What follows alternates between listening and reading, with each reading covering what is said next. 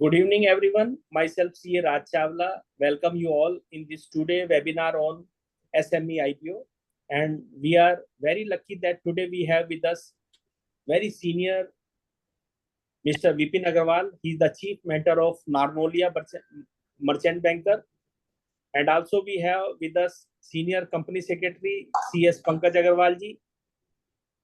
Also we have with us Mr. Amit Kishore Puria. He is the Head Investor Relations, Narnolia Merchant Banker. So friends, today we will discuss that how any MSME can manage the IPO, and because this is a very technical subject, so we have with us very senior consultant and merchant banker with us. So first of all, I will request Mr. Vipin Agarwal to please give overall view of this, what is SME IPO and how the SME can go for IPOs. Thank you, Mr. Chawla, for giving us this opportunity to basically explain SMEs and opportunities in SME space and in listing to your esteemed audience. And I'm very happy to, see the enthusiasm of, so much participation, and very, very pleased.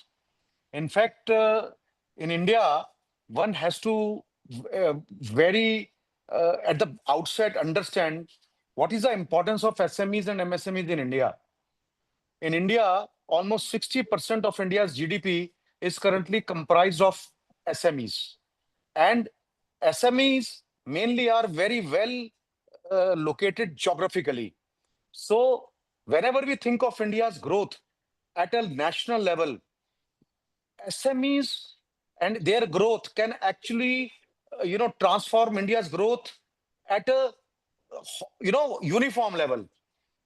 Prior to the SME listings in India, right, in the SMEs raising capital, which actually happened in last 5-6 years more than, any other place in the history of time.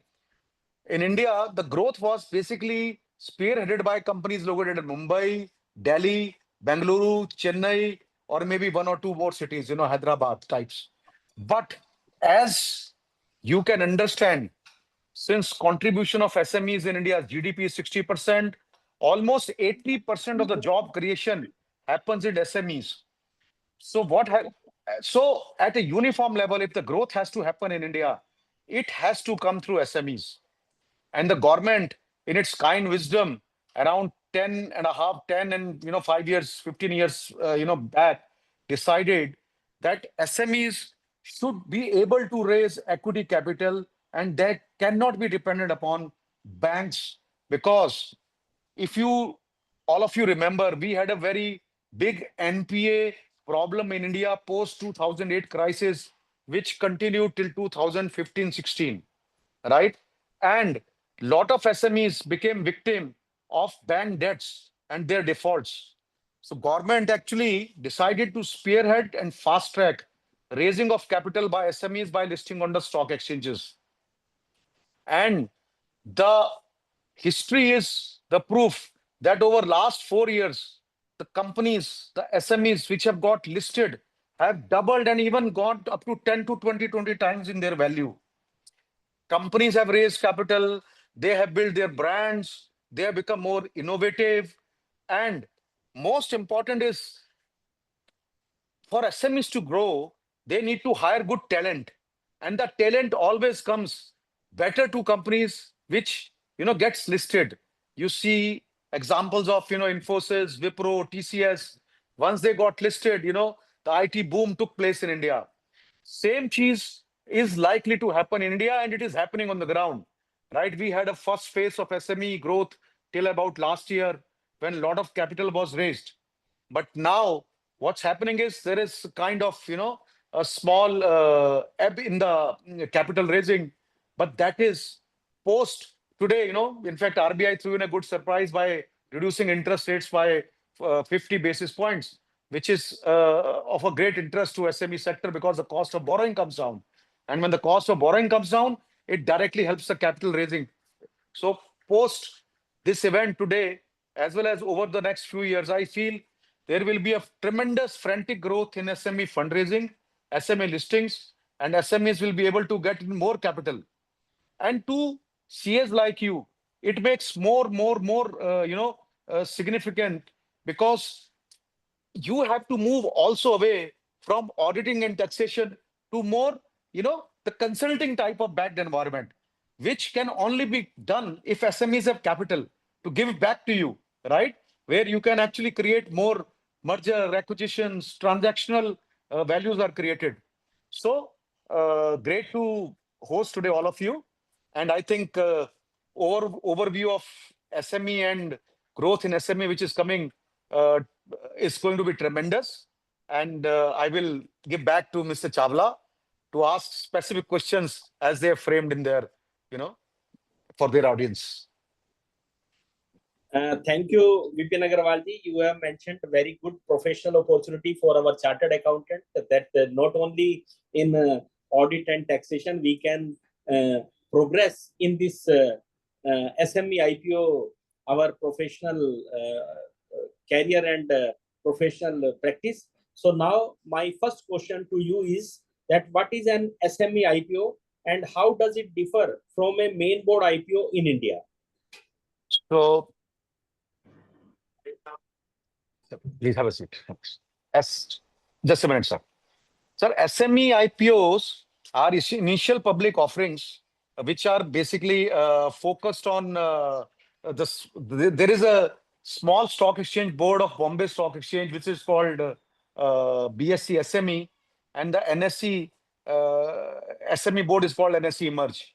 So over last 5 years, it has become extremely popular, and most of the companies are listed on these stock exchanges. Over last 5-6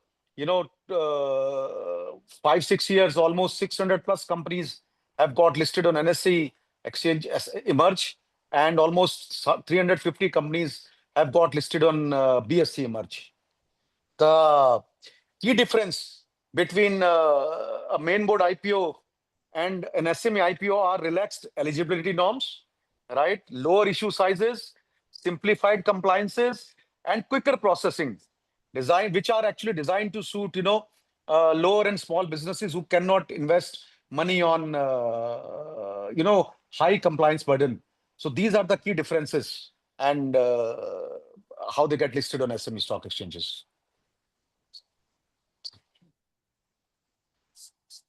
Carry on, Chawla Saab. Chawla Saab, you are not audible.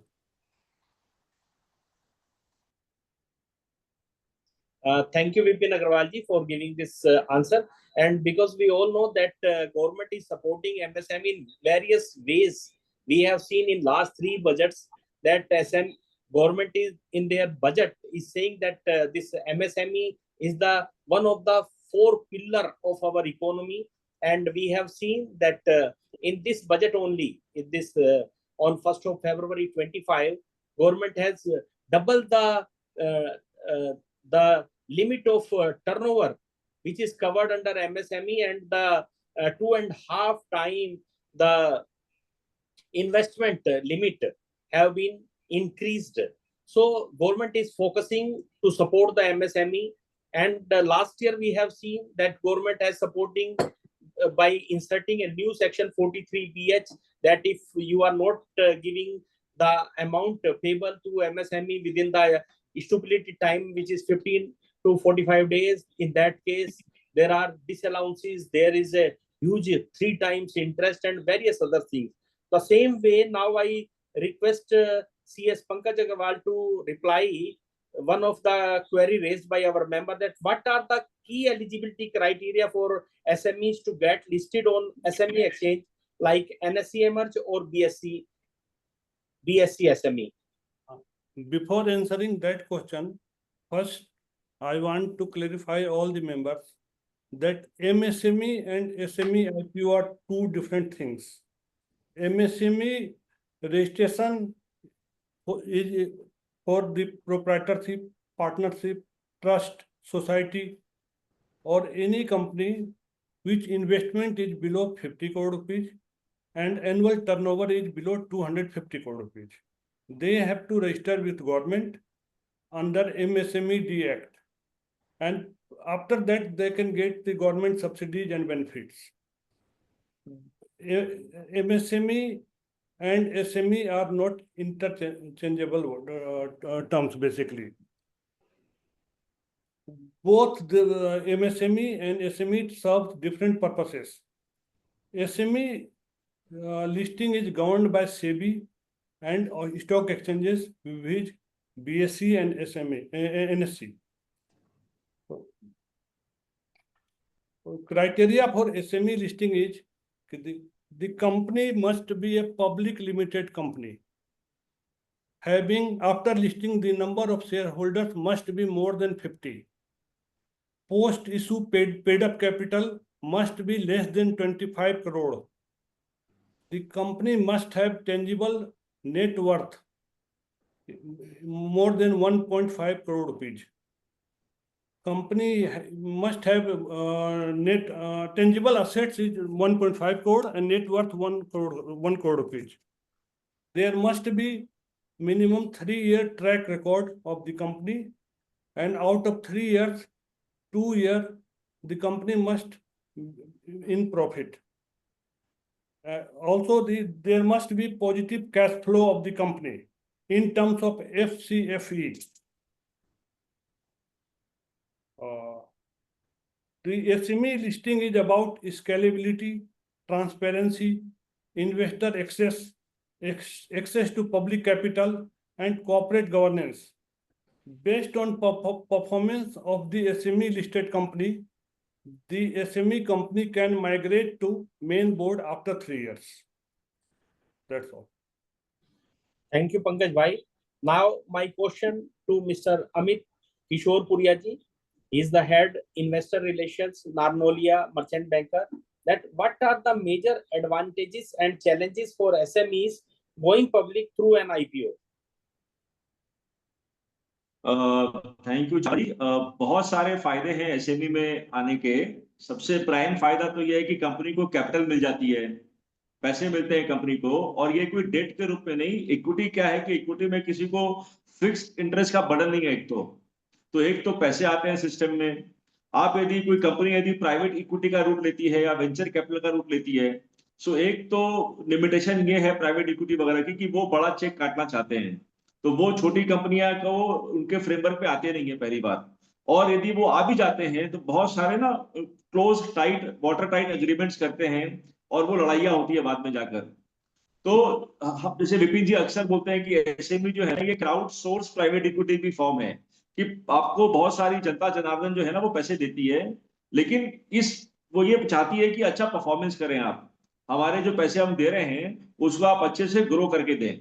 तो सबसे अच्छा तो है कि SME का फायदा कि आपको पैसे मिल रहे हैं, कोई लोन के रूप में नहीं मिल रहे और कोई माथे पे आके आपके बैठ नहीं रहा, क्योंकि प्राइवेट इक्विटी वाले डायरेक्टरशिप चाहते हैं, 2 बोर्ड पे डायरेक्टर चाहिए, बड़े बड़े क्लॉजेस लगाते हैं, तो एक साल का पैसा, तो ये अहम फायदा है।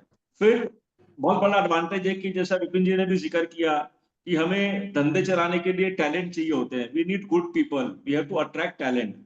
सो आपको लोग चाहिए, उन लोगों को भी जब कंपनी की शेयर यदि लिस्टेड है सो उनको भी लगता है कि भाई मेरी भी कुछ होल्डिंग बनती है तो मैं उसको लिक्विडेट कर सकता हूं। सो ये टैलेंट अट्रैक्शन का बहुत बड़ा मैकेनिज्म है अट्रैक्ट करने के लिए और अपने एम्प्लॉइज को टैलेंट को रिटेन करने के लिए। तो ये दूसरा एडवांटेज आप समझ सकते हैं।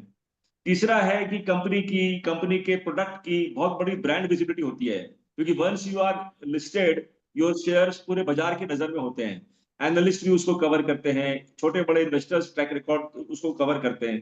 तो जैसे अपन लोन लेते हैं कोई भी कंपनी, सो उसकी एक क्रेडिट की रेटिंग होती है, वो तब बनती है जब आप लोन ले लेते हो। उसी तरह जब बाजार में आप लिस्ट हो जाते हो तब आपका ट्रैक रिकॉर्ड बनता है। तो जब तक आप आओगे नहीं बाजार में, और बड़ी कंपनियों को कम से कम भी ना, लॉ तो बोलता है कि 15 करोड़ का एवरेज प्रॉफिट चाहिए, लेकिन बड़े मर्चेंट बैंकर, बड़े इन्वेस्टर मेन बोर्ड कंपनियों को ना 30-40 करोड़ के नीचे लाना चाहते नहीं है। तो छोटी कंपनी किधर जाएगी? तो वो एक जरिया हो गया बाजार में कि भाई 7 करोड़ की प्रॉफिट वाली कंपनी 4 करोड़ वाली भी आ जाती है अब। सो मेन बोर्ड का आपका रास्ता खुल गया कि भाई हम 15-20 करोड़ के जब बनेंगे तब नहीं आकर हम छोटे में भी हमको कैपिटल मिल रहा है बाजार से, तो आपका एक्सेस बढ़ जाता है। फिर आपकी ब्रांड की विजिबिलिटी होती है बाजार में, आपके गवर्नेंस बेटर हो जाते हैं क्योंकि आपको जवाबदेही होनी होती है। जैसे इंडिया की जो इकोनॉमी है, जब रेगुलेशन अपना हटा, मनमोहन सिंह सरकार ने जब लिबरलाइजेशन किया, उसके पहले अपने यहाँ कोटा परमिट राज था। तो जब चीजें हमने खोली दूसरे के सामने, तो बहुत पैसा आया। तो जब आप अपने अकाउंट्स को ना अपने तक सिमट के रखते हो, जब अपने को दिखाते हो, तो क्या भरोसा पड़ता है।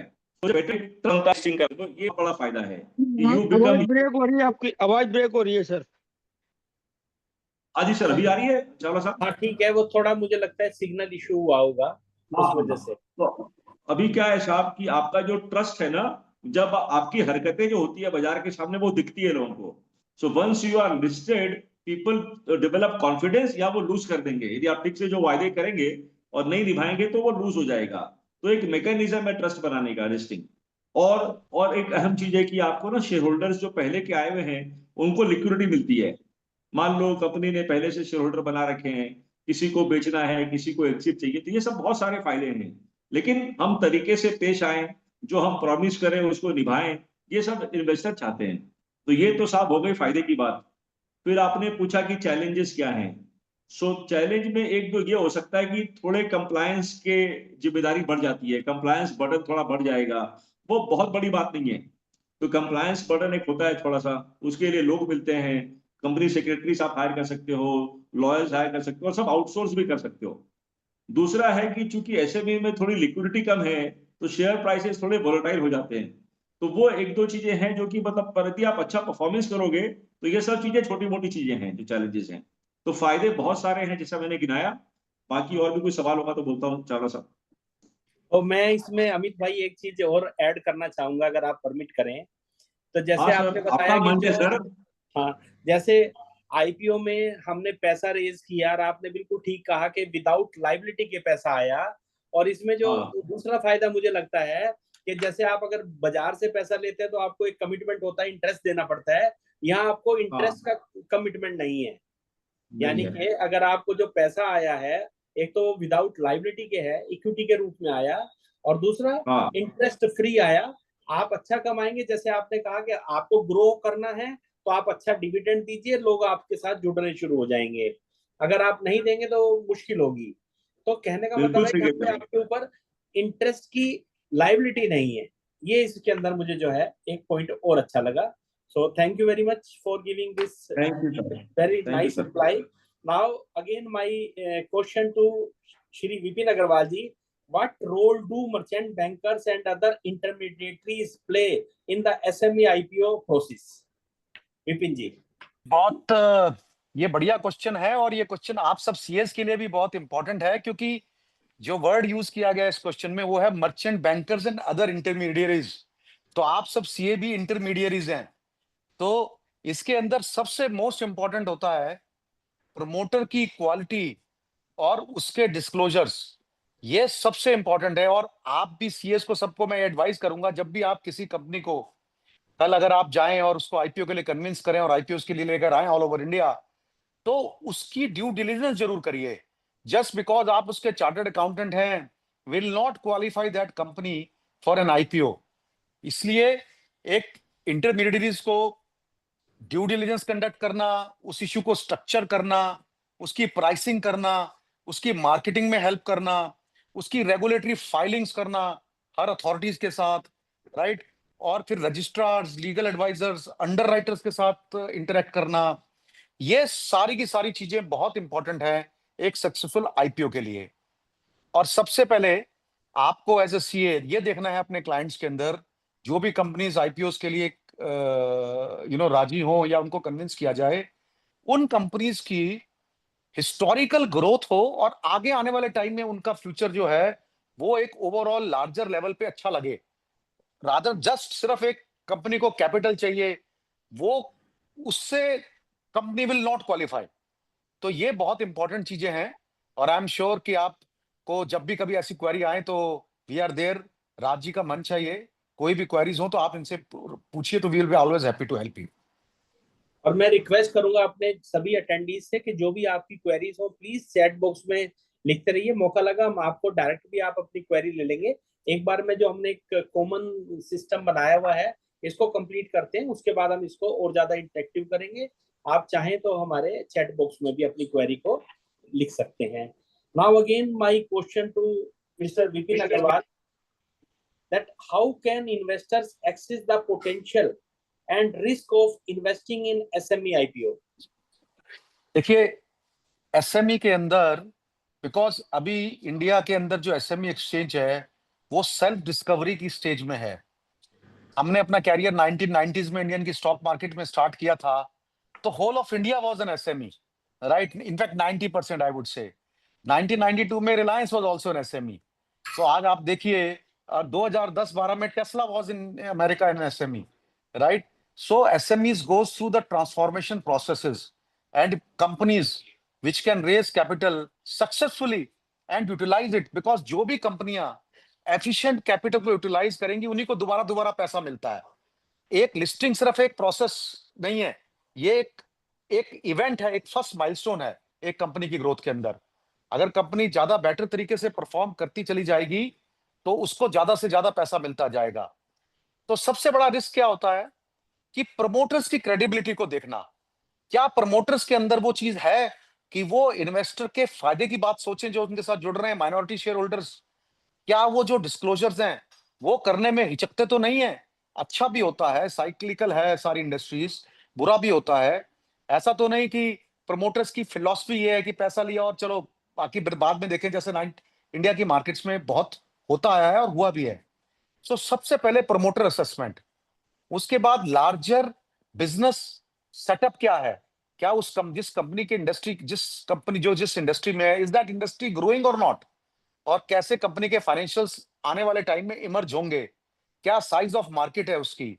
इन सब चीजों को असेस करके इन्वेस्टमेंट करनी चाहिए हमेशा। और मैं आप सब इंटरमीडिएट्स को ये एडवाइस करूंगा कि इश्यू को लाने से पहले ये चीजें आप अपने लेवल पे असेस करिए। और मैं कई टाउन्स में जाता हूं तो मैंने एक देखा है कि CS also control lot of investing network. कई सीएस म्यूचुअल फंड एडवाइजर्स बने हुए हैं कई, क्योंकि बिकॉज जितने भी टायर 2 और टायर 3 टाउन्स हैं उनके पास इन्वेस्टर बेस भी होता है। तो आपको सिर्फ कंपनी के एंगल से नहीं सोचना, आपको इन्वेस्टर के एंगल से भी सोचना है, क्योंकि वो भी आपकी एक सेट ऑफ मार्केट है। आपको दोनों साइड से रिटर्न्स बन सकते हैं अगर आप अच्छी कंपनीज और अच्छे इन्वेस्टर्स को मैच करेंगे। और बहुत हद तक ये काम आप ही खुद कर सकते हैं, हमारी तो सिर्फ स्टैंप होती है। बिल्कुल ठीक है सर। और जैसे आपने कहा कि जितना अच्छा कंपनी परफॉर्म करती है और जितना अपने इन्वेस्टर्स का ध्यान रखती है उसी तरह से ग्रो करती है। हम सब लोगों ने मोस्टली गुरु मूवी देखी है जिसमें रिलायंस इंडस्ट्री को दिखाया गया है, मतलब कैसे वो छोटी छोटी बातों का ध्यान रखे। और आज देखिए, आज हमारी इंडिया की टॉप मोस्ट कंपनी बनी हुई है और ये कोई बहुत ज्यादा देर का इनका सफर नहीं है। तो जब कभी भी हम अपने इंटरेस्ट के साथ साथ अगर हम अपने इन्वेस्टर का इंटरेस्ट रखेंगे तो मैं नहीं समझता कि कोई भी ग्रो करने से बाकी रह सकता है। ग्रो जरूर करेगा अगर हम सभी का ध्यान रखें, अपनी कंप्लाइंसेस पूरी करें।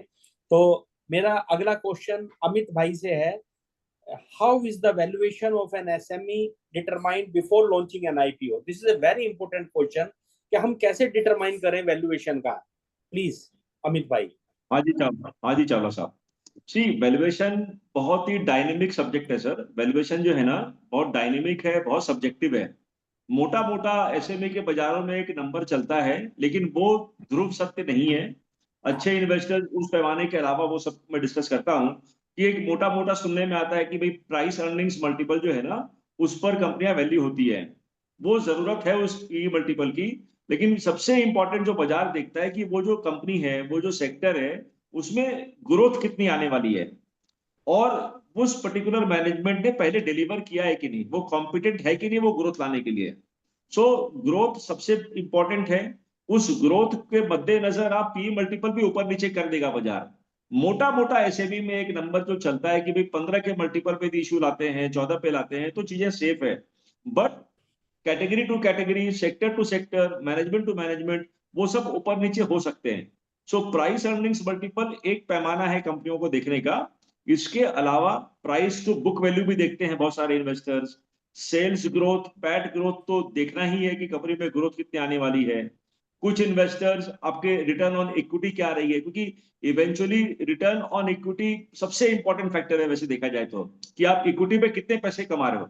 आपको मैं एग्जांपल देना चाहता हूं, जैसे डीमार्ट का बिजनेस है, राधा किशन दवानी जी ने खड़ा किया, या पैंटालून्स किशोर बियानी वाला जो पूरा खत्म हो गया बिजनेस। अब किशोर बियानी ने ग्रोथ तो बहुत अच्छी की, लेकिन वो कभी भी आरओई पे ध्यान नहीं रखा उन्होंने, मतलब कॉस्ट ऑफ कैपिटल से भी आरओई कम बनता था, और इवेंचुअली वो कंपनी बैंकरप्ट हो गई। सो आरओई बनेगा कि नहीं सस्टेनेबल बेसिस पर, वो दिखना ही है आपको। सो नट शेल में पी मल्टीपल बहुत ही कॉमनली यूज पैमाना है, वो सब देखते हैं, बट आपको 4-5 चीजें देखनी है ओवरऑल, कि ग्रोथ कैसी आ रही है सेल्स में, पैट में, कंपनी का पिछला ट्रैक रिकॉर्ड क्या है उस चीज को एग्जीक्यूट करने का, ओवरऑल मार्केट साइज कितनी है। तो सब चीजों को आप आइसोलेशन में नहीं देख सकते, एक साथ देखना है। बट क्योंकि सबसे इजी है पी मल्टीपल, तो लोग उसकी बातें करते हैं, बट वही सिर्फ नहीं देखना। पी मल्टीपल एक पैमाना है, बाकी काफी चीज आपको देखनी है, जैसा मैंने जिक्र किया। और इंटरनली हम अपनी टीम में ना, हमने एक कोड वर्ड बना रखा है कि भैया सबसे पहले बंदे देखने हैं, बंदे कैसे हैं, मैनेजमेंट कैसा है, फिर धंधा देखना है कि मार्केट अपॉर्चुनिटी कैसी है, मार्केट में उनकी लीडरशिप कैसी है कंपनी की, और सबसे इंपॉर्टेंट फिर आता है कि सस्ता मंदा थोड़ा है कि नहीं, टेबल पर 2 पैसे छोड़ रहा है कि नहीं मैनेजमेंट, कि सारा वो खुद ही ले जाना चाहता है। तो प्राइसिंग बहुत इंपॉर्टेंट है, वैल्यूएशन, लेकिन सबसे सर्वोपरि है कि मैनेजमेंट कैसा है, बंदा और धंधा कैसा है। बंदा और धंधा यदि उम्दा क्वालिटी का है तो आदमी महंगा भी देगा उसके लिए, तो आदमी सस्ते बंदे की फिक्र नहीं करेगा। तो ये नट शेल में आप, that is from my side. या बहुत बढ़िया, बहुत अच्छे से आपने एक्सप्लेन किया बंदा एंड धंधा, अमित भाई। Thank you very much. Now my question to Pankaj भाई, what are the post listing compliances requirement for SMEs on SME exchange, because you are a company secretary in practice and very senior consultant, so please explain this. SME का case जो है main board से थोड़ा different है। Main board में ज़्यादा compliances होते हैं, एसएमई में बेसिकली हमें हाफ ईयरली बेसिस पे फाइनेंशियल रिजल्ट्स को पब्लिश करना पड़ता है, एक्सचेंज को बताना पड़ता है, कंपनी को एनुअल ऑडिट कराना पड़ता है, को प्रॉपर कॉर्पोरेट गवर्नेंस मेंटेन करना होता है, इसलिए कंपनी सेक्रेटरी अपॉइंट करना होता है, सेबी के डिस्क्लोजर नॉर्म्स को कंप्लाई करना पड़ता है। बेसिकली एसएमई में 3-4 चीज़ें ही होती हैं, जबकि मेन बोर्ड में बहुत ज़्यादा डिफिकल्टीज हैं, बहुत कंप्लाइंसेस है। तो एसएमई इस कॉर्पोरेट गवर्नेंस में थोड़ा आसानी होती है एसएमई में। Thank you, Pankaj bhai.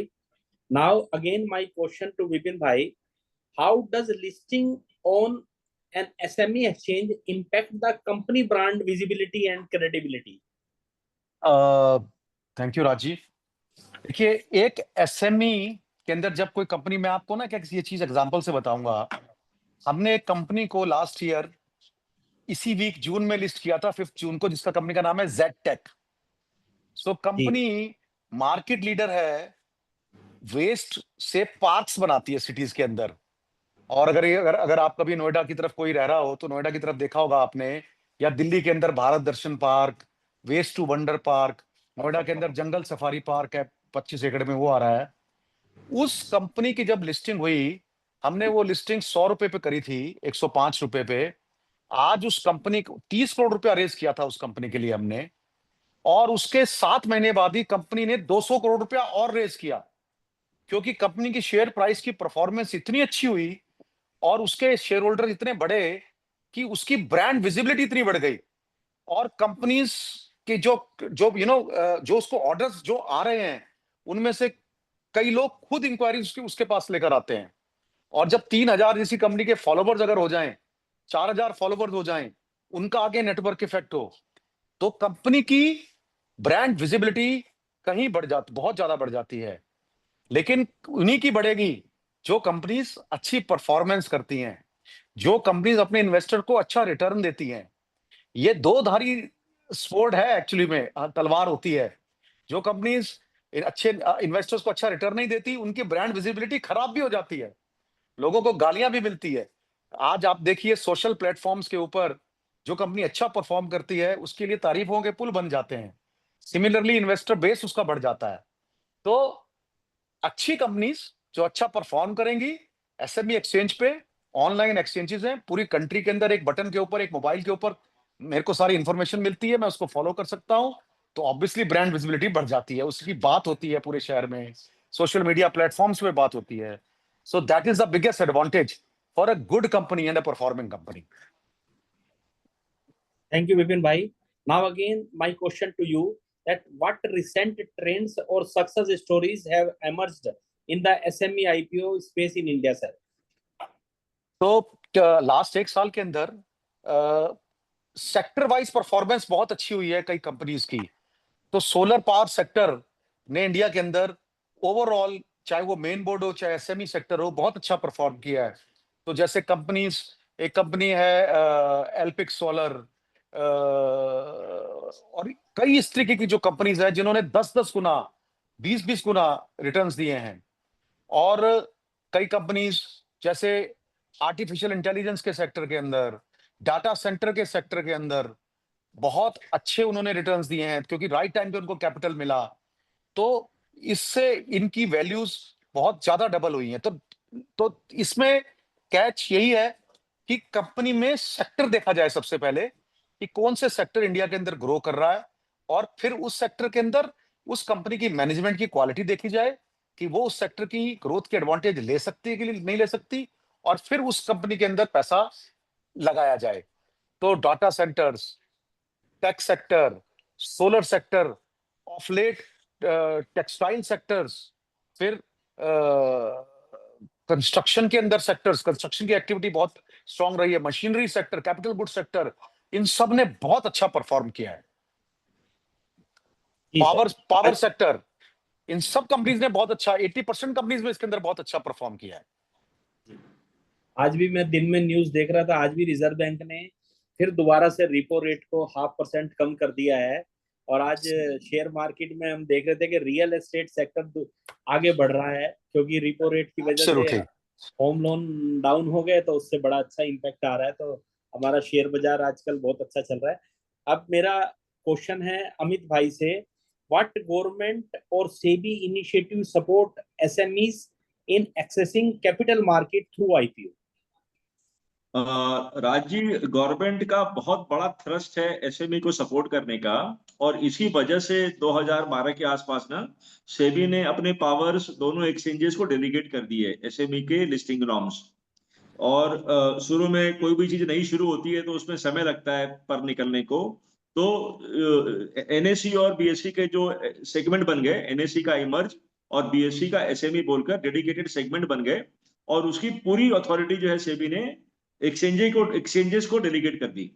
तो जिस तरह से सेबी बहुत ही स्ट्रांग रेगुलेट करता है मेन बोर्ड कंपनीज को, और वहां पर जो नॉर्म्स भी हैं कि हर 3 महीने में रिजल्ट देने हैं, यहाँ पर 6 महीने पे देनी है, और 3 महीने में आप देना चाहो तो दे दो। और बहुत सारे जो रेगुलेशन है उसको एक्सचेंज को ही विंडो दे दिया रेगुलेट करने का। और भी बहुत तरीके से, जैसे other than listing also government के, जैसे वो कोलेटरल फ्री लोन्स की स्कीम है, सिडबी की स्कीमें हैं। So other than listing also बहुत थ्रस्ट है गवर्नमेंट का, और अपने सरकारों ने बहुत बार बोला है और कर भी रहे हैं। तो हमें बहुत बड़ा वो सपोर्ट मिलता है लिस्टिंग में एसएमई को आने के लिए। तो गवर्नमेंट की तरफ से कुछ नहीं है, बस जो भी है अपने जो इन्वेस्टर्स हैं, हमारा फर्ज बनता है एज अ मर्चेंट बैंकर या जो कंपनी इशू करती है कि हम जो प्रॉमिस करें उसको कोशिश करके निभाएं। बाजार है, बाजार बहुत ही वॉलेटाइल होता है, हर इंडस्ट्री वॉलेटाइल है आज के दिन में, लेकिन वो उसको बाजार माफ करता है। यदि आप कुछ नहीं कर पाए सही सही और आके बताते हो, बाजार माफ भी करता है आपको। लेकिन हम जो परफॉर्मेंस करेंगे उसका रिवॉर्ड मिलेगा। जैसे विपिन जी ने अभी जेक्टे का जिक्र किया, सिर्फ 7.25 करोड़ की प्रॉफिट थी उस समय। जस्ट 1 साल बीता है सर, 1 साल भी नहीं हुआ, मतलब 2-4 दिन बाकी है 1 साल में। 7.25 करोड़ की प्रॉफिट पे हमने उनको 30 करोड़ रुपया रेस करके दिया, और विद इन 6 मंथ्स और 200 करोड़ रुपया उठा लिया बाजार से उन्होंने। तो अच्छा परफॉर्मेंस करो, पैसे देने की कोई तकलीफ नहीं है यहाँ पर। तो यही है सर, गवर्नमेंट की तरफ से पूरा सपोर्ट है, सेबी गवर्नमेंट सबका सपोर्ट है। थैंक यू अमित भाई। Now my last question to Vipin भाई, उसके बाद हम अपने जो हमारे आज के मेंबर्स हैं उन सबके क्वेश्चन लेंगे। तो मेरा क्वेश्चन लास्ट ये है sir, do institutional investors invest in SME IPO?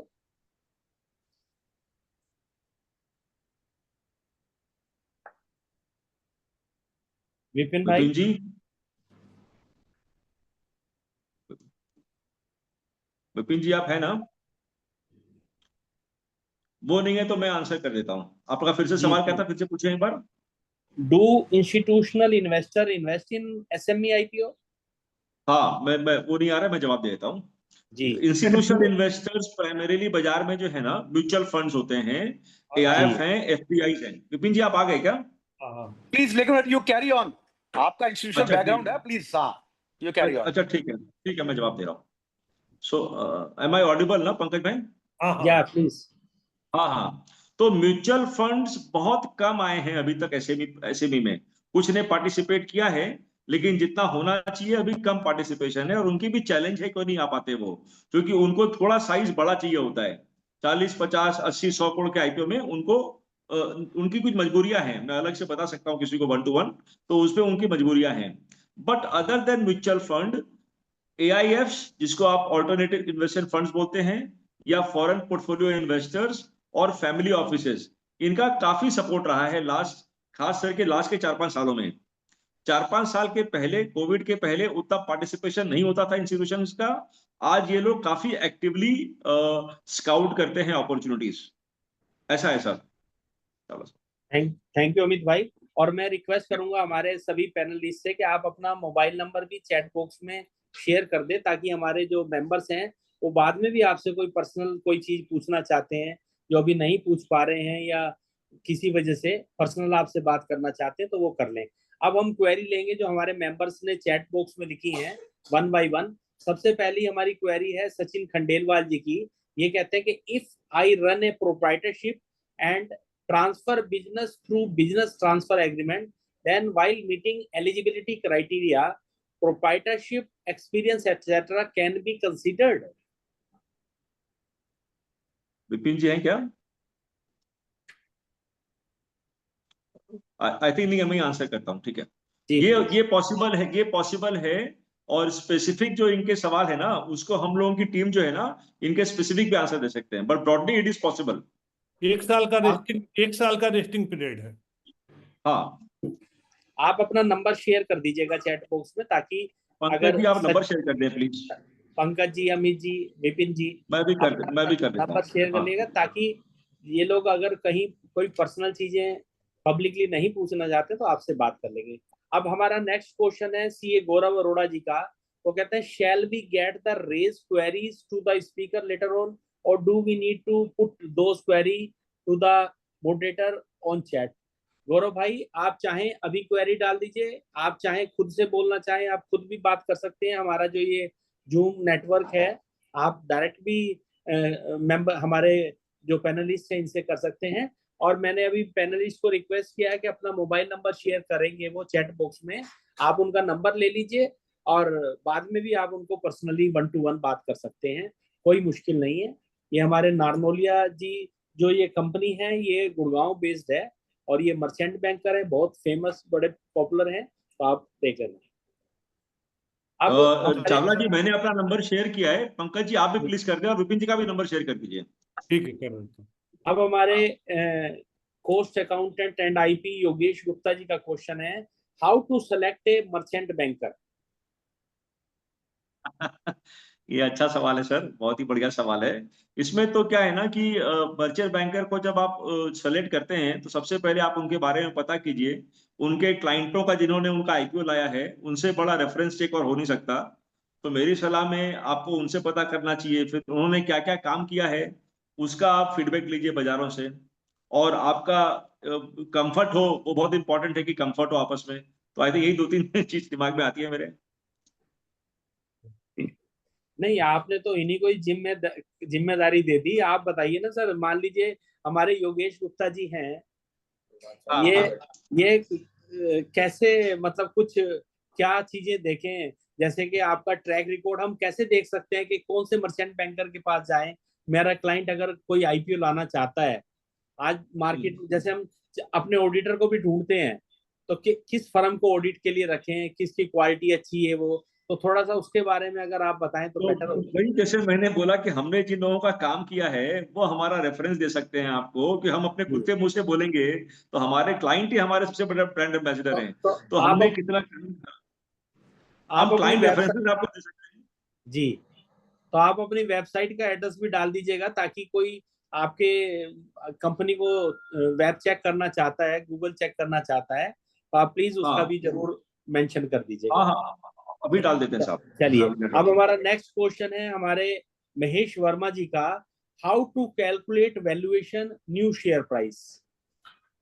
जैसा मैंने जिक्र किया था चावला जी, कि वैल्यूएशन बहुत ही डायनेमिक सब्जेक्ट है। मोटा मोटा एक धारणा चलती है बाजारों में कि भाई एसएमई की है तो उसको एक 15 का मल्टीपल लगा दो, 14 लगा दो, 16 लगा दो, ठीक है। बट ये सिर्फ ऊपर ऊपर की बातें हैं। आपको कंपनी की जो मार्केट अपॉर्चुनिटी है वो कितनी बड़ी है, इन्वेस्टर का इंटरेस्ट है कि नहीं उन सेक्टरों में, आपका सेल्स ग्रोथ, पैड ग्रोथ कितना आने वाला है, हाँ, मैनेजमेंट में कितना कैपेसिटी है जो प्रॉमिस कर रहे हैं उसको निभाने का। पीयर कंपैरिजन देखते हैं कि बाकी जो कॉम्पिटिटर्स हैं उनका क्या वैल्यूएशन चल रहा है। तो ये सब बहुत सारी चीजों को लेके ही एक फिक्स आंसर नहीं है। आप कोई भी समझना चाहे तो केस टू केस हमसे डिस्कस करें हमारी टीम से, हम उसका प्रॉपर आंसर उनको देंगे केस टू केस बेसिस पे। लेकिन मोटे मोटे तौर पर P multiple, price to book value. Hello, कोई बोल रहे हैं क्या बीच में? ना कुछ नहीं, कंटिन्यू प्लीज कंटिन्यू। हाँ, तो जैसा मैंने बोला सर कि P multiple, price earnings multiple, price to book value, EV EBITDA multiples, sales growth का CAGR, sales growth for say 3 years, या सामने जो प्रोजेक्ट कर रहे हैं वो प्रोजेक्शंस एस्टिमेटेड क्या है नेक्स्ट 3 साल का, पैड ग्रोथ कितना आने वाला है, इंडस्ट्री की मार्केट साइज कितनी बड़ी है। तो बहुत सारे चीज लेने के बाद ही आप होलिस्टिक व्यू बनाते हो, पीयर कंपैरिजन की उस इंडस्ट्री में जो कॉम्पिटिटर्स हैं वो किस वैल्यू पे ट्रेड कर रहे हैं, लिस्टेड मार्केट में, इवन अनलिस्टेड में। मान लो कोई बेंचमार्क है कि अभी वो प्राइवेट इक्विटी फंडेड डील है, वहां पर क्या चल रहे हैं बेंचमार्क। तो आइसोलेशन में नहीं देखते, valuation is a function very dynamic and very very holistic, उसको देखा जाता है। मोटा मोटा नंबर एक चलता है एसएमई मार्केट्स में कि भी 14-15 का मल्टीपल दे देते हैं, बट ऐसा नहीं है। डिटेल में डिस्कशन करने के बाद ही नंबर अराइव होते हैं। चलिए, आप अपना नंबर आपने शेयर कर दिया है, तो ये इनको पर्सनली 1 to 1 बात कर लेंगे। तो अब हमारे हाँ जी, चावला। क्वेश्चन है महेश, अच्छा इनका तो हो गया।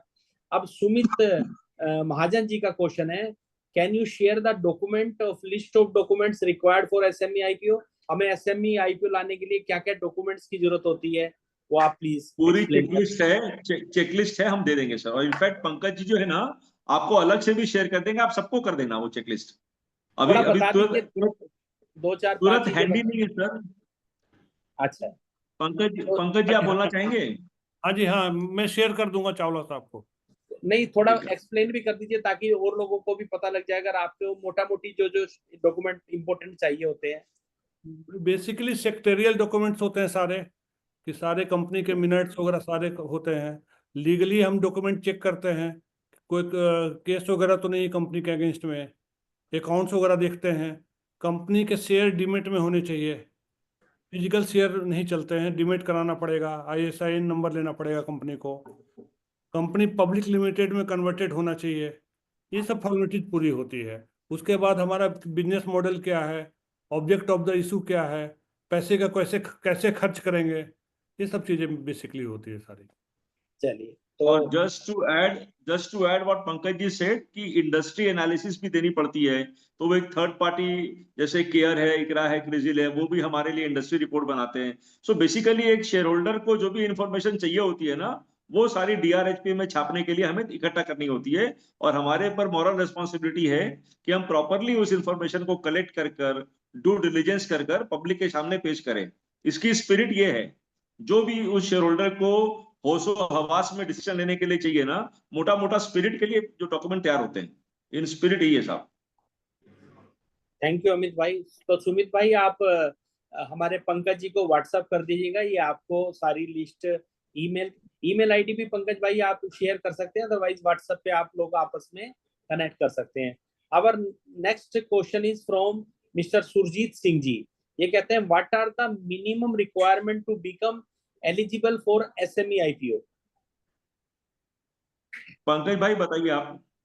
मिनिमम रिक्वायरमेंट क्या है, कंपनी को 3 साल का वर्किंग में होना चाहिए। कंपनी 3 साल में कम से कम 2 साल प्रॉफिट होना चाहिए, एबिटा 1 करोड़ प्लस। कंपनी का जो नेटवर्थ है 1 करोड़ प्लस होना चाहिए। नेट टेंजिबल असेट्स 1.5 CR होना चाहिए, मेन तो ये है। चलिए, तो थैंक यू और पंकज भाई। एक second, post issue paid up capital 25 crore से कम होना चाहिए। मान लिया अभी पेड अप कैपिटल 5 करोड़ है, तो हम जो एसएमई से पैसा लेंगे मार्केट से, तो मैक्सिमम 20 करोड़ का ले सकते हैं। और ठीक है सर। फिर दोबारा से सुरजीत सिंह जी का ही क्वेश्चन है, please enlist the broad process of a private limited company, a lala type company with family member to bring a SME IPO. Company को पहले पब्लिक लिमिटेड में कन्वर्ट करना पड़ेगा, चाहे प्रोप्राइटरशिप हो, पार्टनरशिप हो, लाला टाइप कंपनी हो। आप कन्वर्ट करोगे उसके बाद ही हो पाएगा कंपनी का एसएमई इशू आएगा। उसको रजिस्टर करो, उसमें राइट ट्रांसफर हो जाए और आप बाद में रजिस्ट्री के लिए नाम लो। विकास भाई प्लीज म्यूट कर लीजिए। विकास भाई, उसके टाइम तो होना पड़ेगा, बट कह रहा है जैसे फिर वो मैंने कहा अगर चलो हम बुलाने पड़े, बट ये तो हो जाएगा ना, उसमें वहां पे जाएगा, वो सब भी तो नहीं चावला जी आपके एंड पर होगा, आप सबको कर दीजिए म्यूट। अनुपमा, स्टैम्प ड्यूटी कह रहा था कि वो स्टैम्प ड्यूटी पोते पे लगेगी, वो जैसे वहां पे होता है ना, वो सेटिंग वाला काम है जो आधी वैल्यू जितनी पे करी उसको मिल जाती है, तो उसने विकास जी 10% अनुपमा, हमने मान लो इसका एमसीएम का फ्लैट खरीदा था ना, तो विकास जी को अनम्यूट कर दो। The admin can also mute भैया प्लीज the कर person रहे disturbing. हाँ, एडमिन कर रहे हैं, अभी कर रहे, just sorry for the disturbance, sorry. हो गया।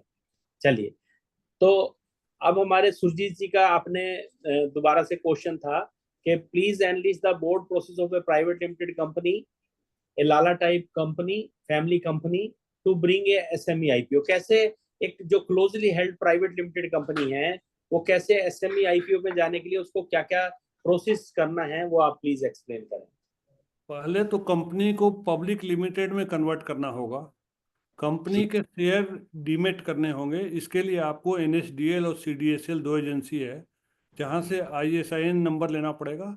सारे शेयर डीमेट में होंगे, अब फिजिकली कोई शेयर आप इशू नहीं कर सकते हो, ठीक है। तो जो बाकी आप लोग सारे चार्टर्ड अकाउंटेंट बैठे हुए हैं, प्रोप्राइटरशिप को या पार्टनरशिप को कैसे लिमिटेड में कन्वर्ट करना है, आप लोग तो ज़्यादा अच्छे से जानते हो। ठीक है, मतलब वो एमसीए पे जाके हम इसको, हमें सबसे पहले पब्लिक लिमिटेड कंपनी बनाना है और अपने शेयर्स को डीमेट कराना है, तब बाकी सारा प्रोसेस आप एक्सप्लेन करेंगे। चलिए, हमारा नेक्स्ट क्वेश्चन हमारे सीए सुनील भाटिया जी का है, can independent auditor guide the company over SME IPO? देखिए मैं बता रहा हूँ, हाँ पंकज जी प्लीज बोलिए आप। जैसे आप कोर्ट में केस होता है, तो कोर्ट में एक क्लाइंट होता है, एक वकील होता है और एक जज होता है। इसी तरह जो हम एसएमई आईपीओ या मेन बोर्ड आईपीओ है, हम लोग वकील का रोल अदा करते हैं क्लाइंट और जो रेगुलेटर के बीच में। तो इंडिपेंडेंट आदमी उसमें क्या गाइड करेगा? बिना मर्चेंट बैंकर के आप कुछ नहीं कर पाएंगे, मर्चेंट बैंकर की सर्विस लेनी पड़ेगी आप। ठीक है सर। हमारे श्री सत्य प्रकाश गुप्ता जी का क्वेश्चन है, sir there is time limit in case change in directors. Question clear नहीं है, फिर से बोलिए क्वेश्चन क्या है। कोई कंपनी बाई सत्य प्रकाश गुप्ता जी, अगर आप हैं तो आप भी बोल सकते हैं डिटेल में अपने क्वेश्चन को। सर, अगर कोई कंपनी बाई करते हैं, डायरेक्टर चेंज होते हैं, तो उसमें कोई टाइम लिमिट है इशू लाने की? 1 साल का टाइम लिमिट है, 1 ईयर। और सेकंड क्वेश्चन है सर, ये इशू साइज 25 करोड़ से ऊपर जा सकता है प्रीमियम के केस में? हाँ, प्रीमियम के केस में पेड अप कैपिटल 25 से कम होना चाहिए, प्रीमियम चाहे 100 करोड़ हो जाए, प्रॉब्लम नहीं है। Thank you sir. Thank you Pankaj भाई and thank you Gupta ji. अब हमारा नेक्स्ट क्वेश्चन है श्री सुरजीत सिंह जी का, कहते हैं what is the broad cost of bringing an SME IPO? कितना खर्चा आ जाता है सर? ये बेसिकली हम लोग इस फोरम में डिस्कस नहीं कर पाएंगे, ठीक है। चलिए सुरजीत जी, आप हमारे पंकज जी से पर्सनली 1 to 1 बात कर लीजिएगा, थोड़ा प्रोफेशनल लिमिटेशन है इनकी, पंकज जी आपने नंबर शेयर कर दिया अपना चैट बॉक्स में? कर दिया है। आप एक बार बोल भी दीजिए तो बेटर रहेगा, जो लिखना चाहें वो लिख भी सकते हैं। हाँ, लिख लीजिए 93-122-15450। रिपीट कर रहा हूँ 93-122-15450। अमित जी आप भी अगर लाइन पे हैं तो आप भी प्लीज अपना नंबर शेयर कर दीजिए। मैंने किया है, मैं बोल देता हूँ। मेरा नंबर है 9167824432। धीरे धीरे सर प्लीज। मेरी आवाज थोड़ी सी ऊंची है। 9167824432। अमित किशोर पुरिया। Thank you sir sir. यहाँ पे किसी ने रिप्लाई लिखा था, लगभग 12 से 15% ऑफ द इश्यू साइज आता है, ये कुलदीप सोदिया जी ने लिखा है। तो क्या इतना मान के चलें इश्यू साइज का खर्चा आ जाता है लगभग? इफ नॉट प्रिसाइज मत बताइए, कम से कम ब्रॉड कॉस्टिंग ही तो पूछ रहे हैं लगभग। ये डिपेंड क्लाइंट को सर प्रैक्टिकली बताएं, कोई क्लाइंट हमसे पूछता है, बात यहीं से शुरू होती है, खर्चा कितना आ जाएगा? देखिए ये डिपेंड करता है इशू साइज पे। इशू जितना बड़ा होगा खर्चा उतना कम होगा। इन खर्चों में केवल मर्चेंट बैंकर का फीस नहीं है, लीगल फीस है, मार्केटिंग का फीस है, रोड शो करते हैं उसका फीस है। तो अगर आप सब चीजों को ऐड ऑन करोगे, मतलब मान लीजिए 20 करोड़ रुपए का इशू लाना हो तो हाँ तो आप 12 से 15% खर्चा है। 12 से मतलब 3 करोड़ रुपए का आंसू मान के चले। हाँ जी हाँ। ठीक है sir, thank you sir. Thank you Surjeet भाई। मैं एक चीज खाली ऐड कर दूं, पंकज जी, खाली एक ऐड कर देता हूं जो बाद में कुछ कंफ्यूजन ना रहे। छोटे इशू में ना, जैसे मान लो 20 करोड़ की इशू है तो शायद 12-15 से ज्यादा भी हो सकता है, ये आप ध्यान में रखें। क्योंकि छोटे इशू में भी खर्चे बेशी आने हो गए, मार्केटिंग अभी थोड़ी बढ़ गई है कॉस्ट, क्योंकि इशू को अंडरराइटिंग कॉस्ट भी कवर करना होता है। और अभी लास्ट 8-9 महीने में ना एसएबी में काफी जो है सेंटिमेंट थोड़े से टूटे हैं। सो खर्चे थोड़े बेसी ही मान के रखो, कम लग जाएंगे अच्छी बात है, लेकिन प्रोविजन आप जब बोलोगे क्लाइंटों को, सो 20 करोड़ की साइज में थोड़ा एक्स्ट्रा ही प्रोविजन रखो, ये बोलना चाह रहा हूँ, कुछ हमारे 20% बीच में बोल देंगे कंफ्यूजन सर, ना हो जाए। 20% बोल हाँ देंगे। जी, 18-20 तक मार्जिन मान के रखो छोटे इशू में, बड़े में वो कम हो जाएगा।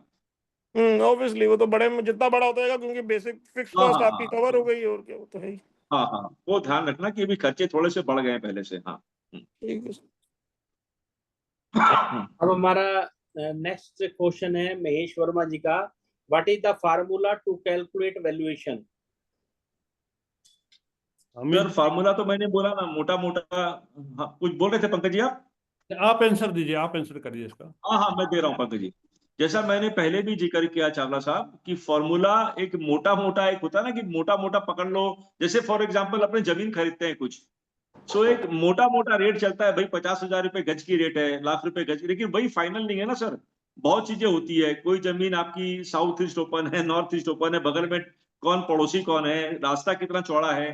तो एक मोटा मोटा एसएमई में मल्टीपल मान लो आप 15 का है, लेकिन वो बहुत अलग अलग लोग उसका एक्सेप्शन लेंगे हम, based on the growth and other many parameters. ROE का बहुत बड़ा एक पैमाना है कि रिटर्न ऑन इक्विटी कंपनी कितना कमा रही है। सो बहुत सारे फैक्टर्स रहेंगे, तो केस टू केस हम उसको इवेलुएट करेंगे, रादर देन कि एक ब्रॉड एक थंब रूल पे खाली। हमारे सुरजीत सिंह जी का एक और क्वेश्चन है, हालांकि ये थोड़ा सा मुझे ठीक नहीं लग रहा, पर चलिए पूछा है तो। Sir in 90s IPO was used to convert black to white. हाँ, Is SME IPO still the open option to do? Is SEBI able to track it? बहुत बहुत सही सवाल पूछा है सर, एकदम अटपटा नहीं है, सही सवाल है फोरम का। सर दिन है तो रात भी रहेगा, पुलिस है तो चोर भी रहेंगे। आज भी ये मैकेनिज्म में जो चाहते हैं करना वो कर लेते हैं। आज भी शेयर के वैल्यूएशन जो होना चाहिए, बहुत सारे मर्चेंट बैंकर डबल प्राइस पे लाके पंप एंड डंप भी करते हैं। ऐसा नहीं है सर, जो करने का जिसका हिम्मत है वो करेंगे, हमें उस कामों में नहीं पड़ने का है। Thank you sir. अब हमारे परशुमन सिंह जी का क्वेश्चन है, what is the role of a practising chartered accountant and how can a CA start the practice of SME IPO? मैं बताता हूं सर, बहुत ही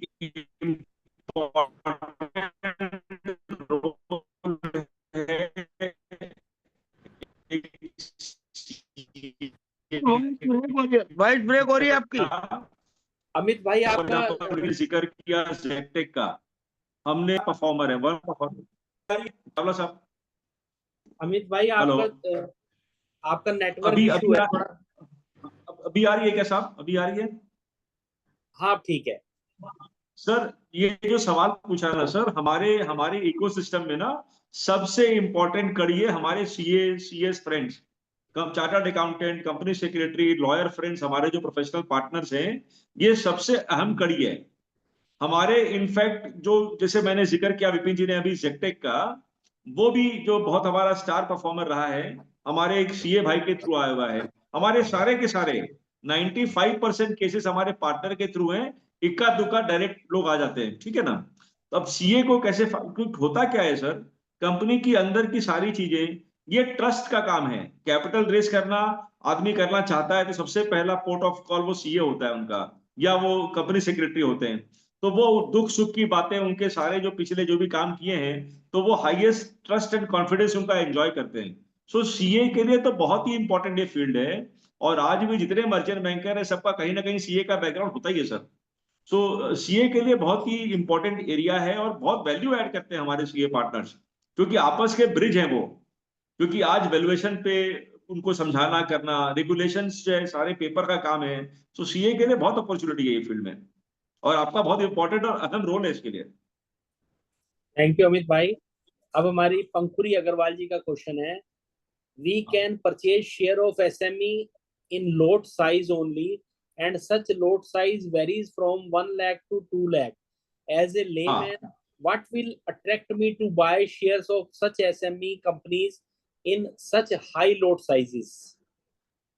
मैं बताता हूँ सर क्या है। सबसे पहले ये जो नियम बना ना लॉट साइज का, इसका पहले लॉजिक समझें कि व्हाट विल अट्रैक्ट मी, जो सवाल है ना इसका पहले लॉजिक समझ लें और फिर क्या देखना चाहिए वो बताता हूं मैं अपनी नजरों से।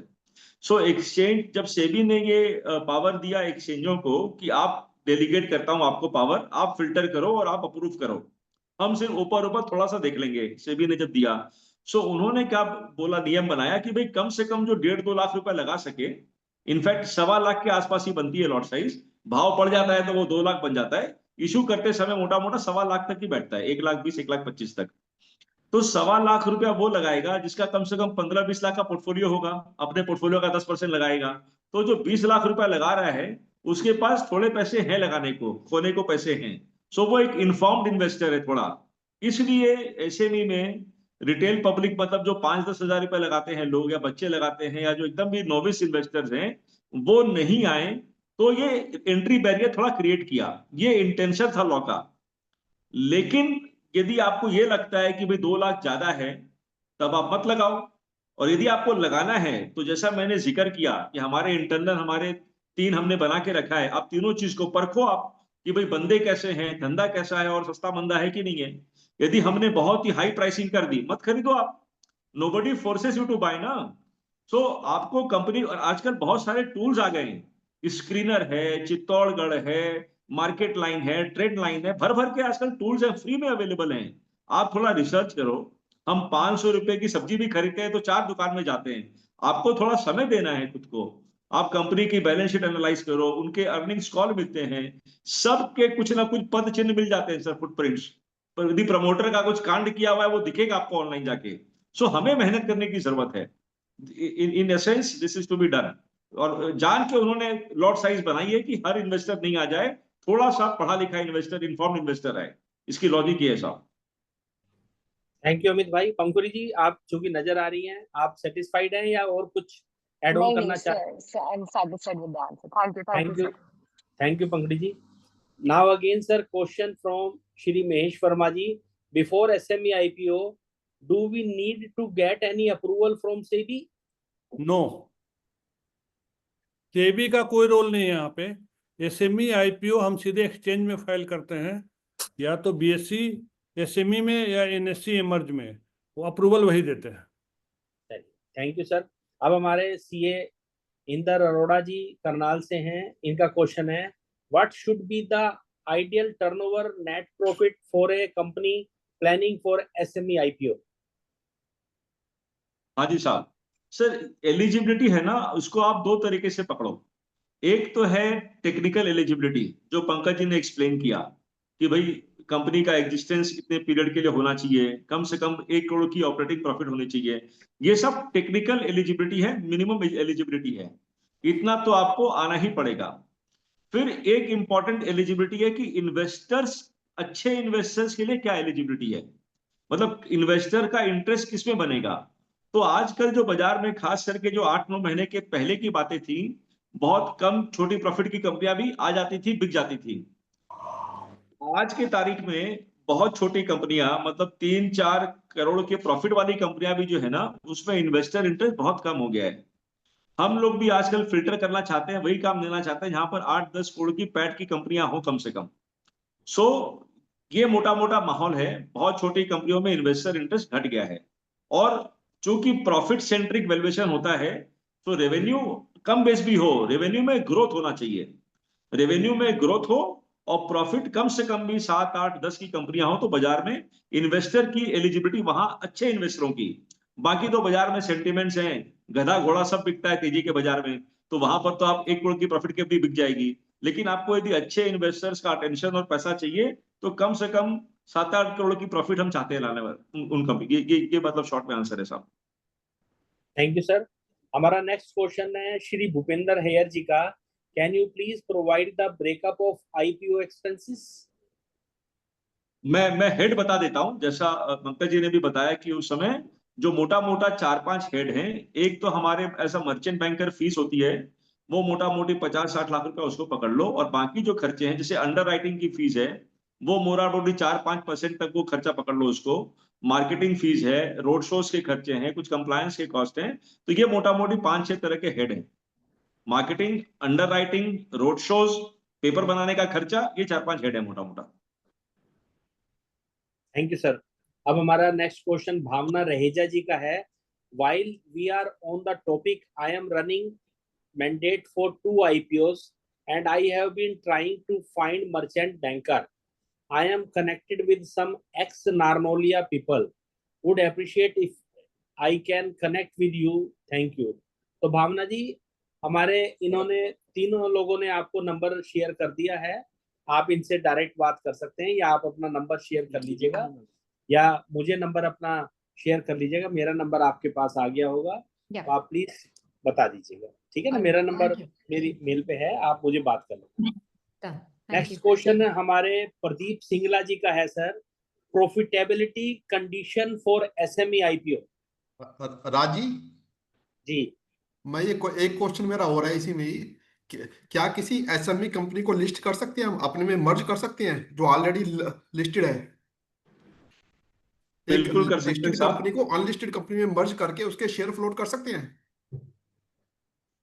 एक सेकेंड, आपने क्या बोला कि जो लिस्टेड कंपनी है ऑलरेडी, उसको आप अनलिस्टेड में मर्ज करना चाहते हो?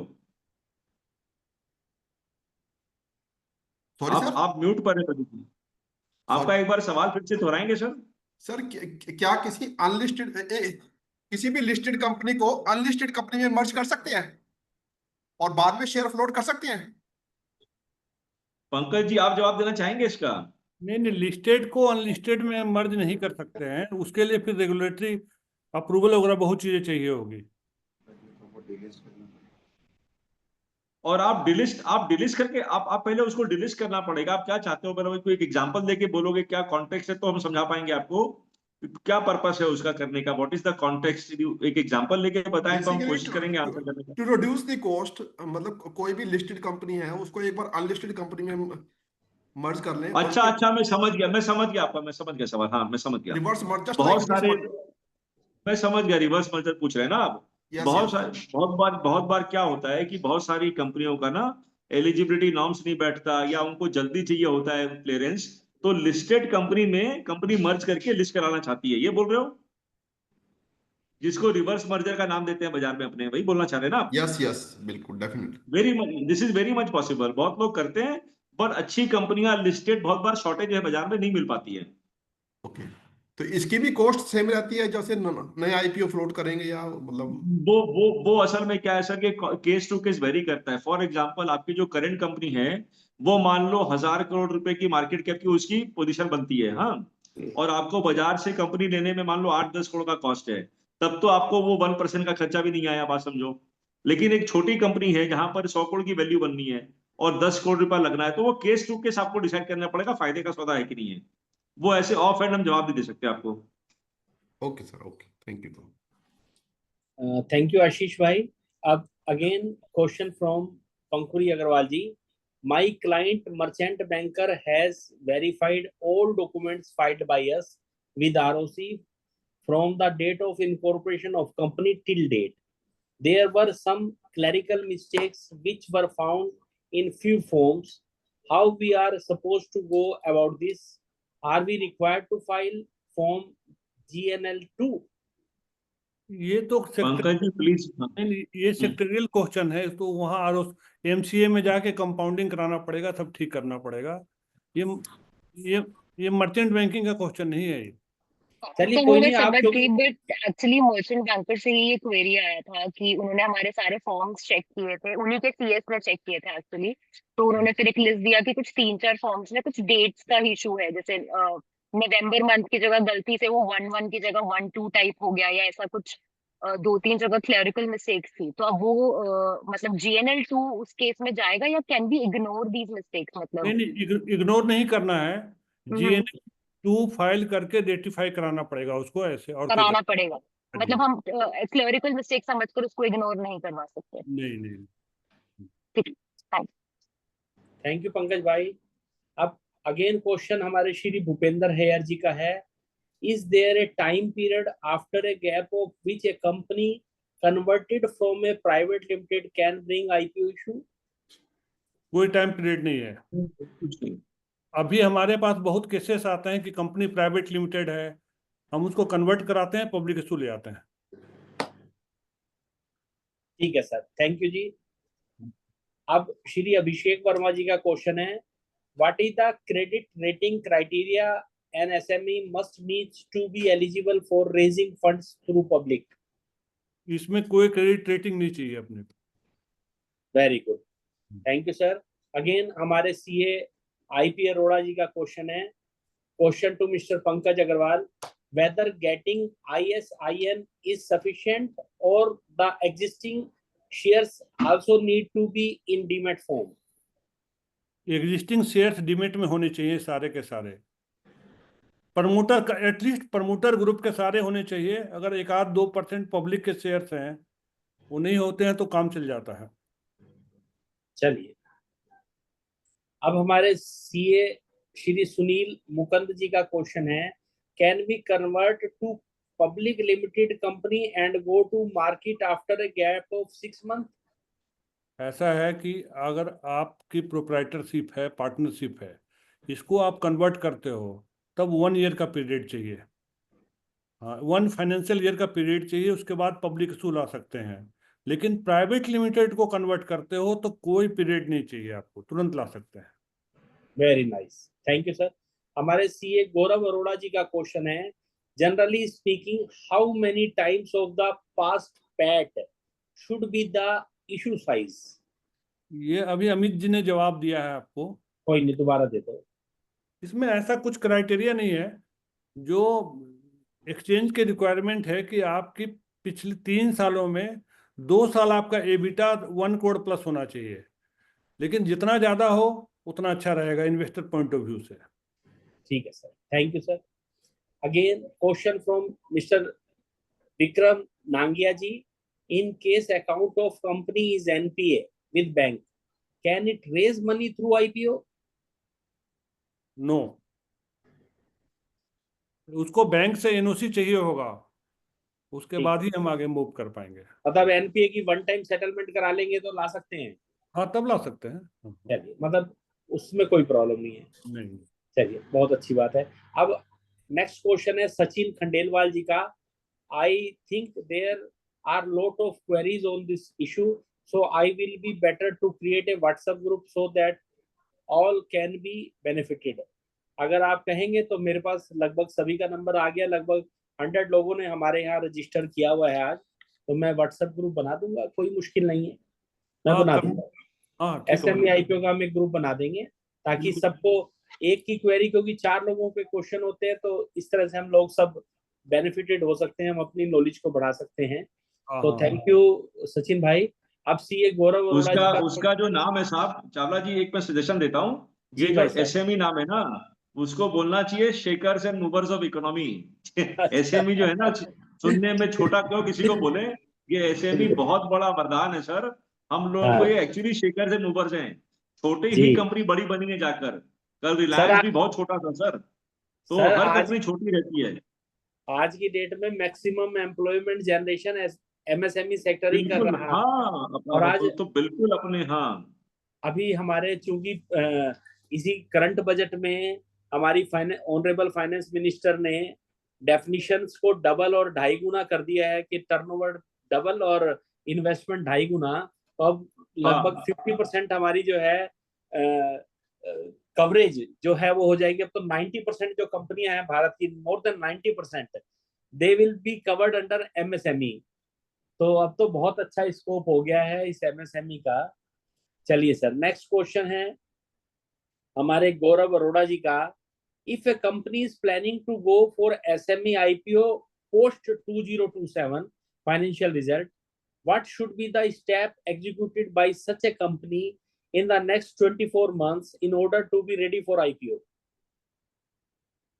इसका तो जवाब दे चुका हूँ, फिर बता रहा हूँ। कंपनी को पब्लिक लिमिटेड होना चाहिए, शेयर डीमेट में होने चाहिए, अकाउंट्स को ऑडिट होने चाहिए। उसके बाद पीयर रिव्यूड ऑडिटर, अब काम की बात कीजिए, पीयर रिव्यूड ऑडिटर से अकाउंट को रीस्टेटेड कराना चाहिए उनको, और सेक्रेटरियल रिकॉर्ड पूरा कंप्लीट करना चाहिए।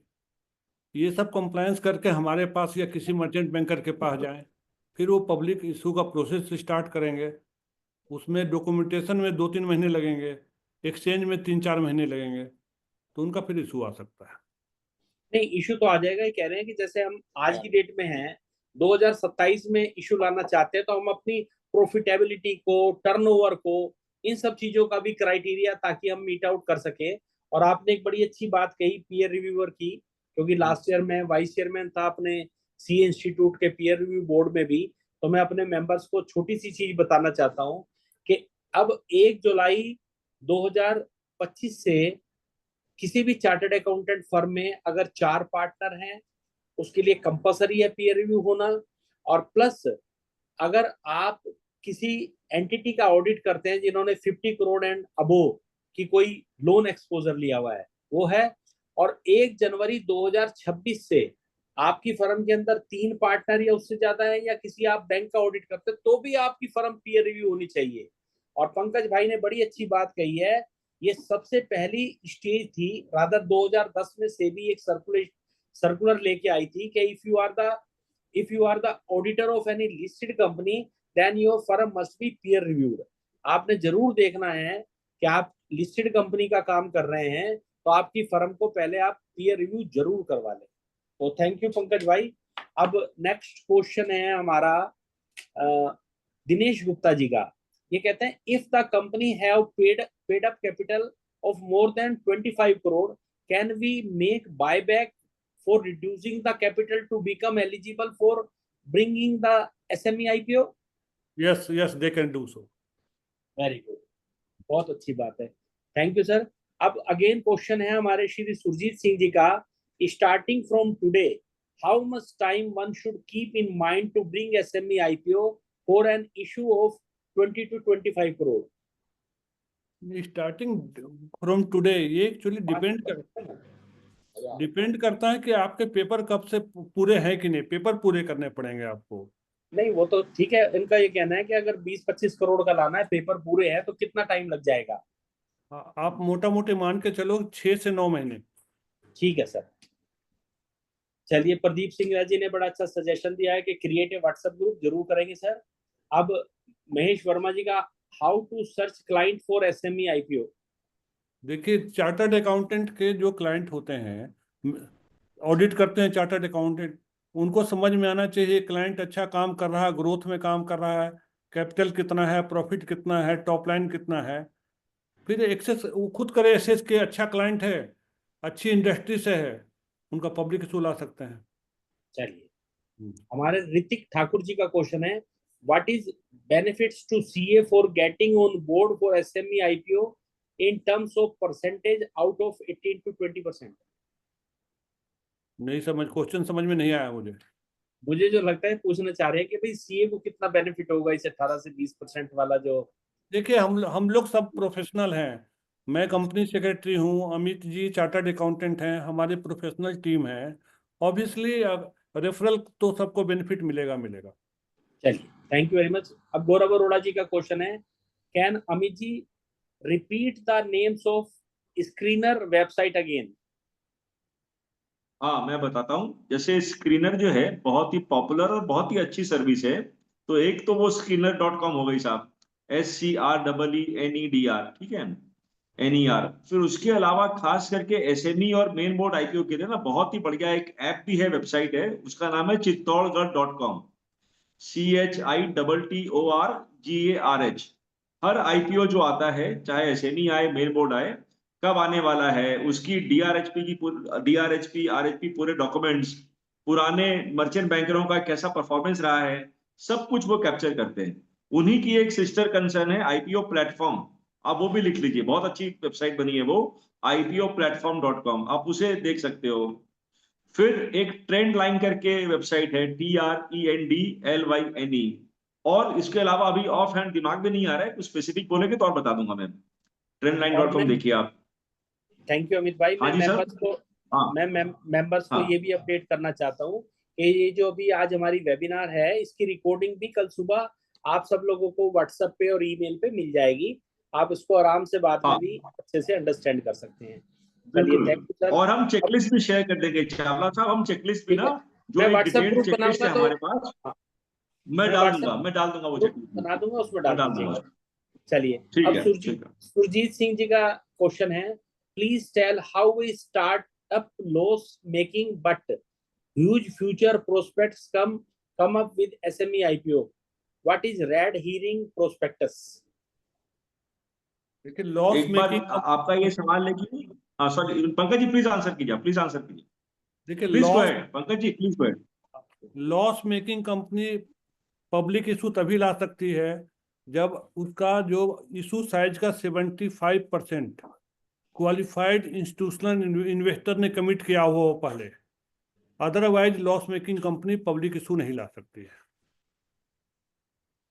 चलिए, गौरव अरोड़ा जी का क्वेश्चन है, what kind of role does the merchant banker play in securing investors such as AIFs, family offices, institutional investor?